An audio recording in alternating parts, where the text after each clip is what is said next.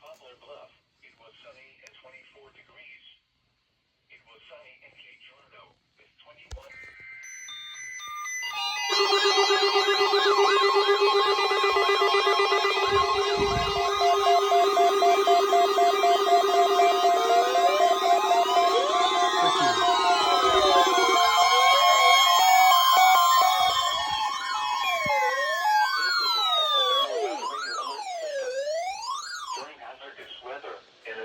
Situations. The alert tones which were just broadcast will automatically activate special receivers to alert you of impending hazards. Are you serious right now? This test is normally conducted weekly around 11 Perfect a.m. reception too. If hazardous weather is imminent or occurring, the test may be canceled.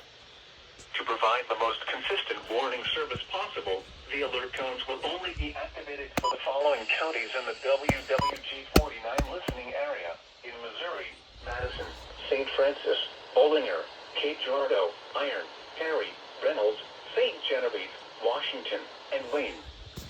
If your receiver was tone activated, the alert function will automatically reset after the test. This concludes our test for this week, and we will now resume normal programming. Thank you.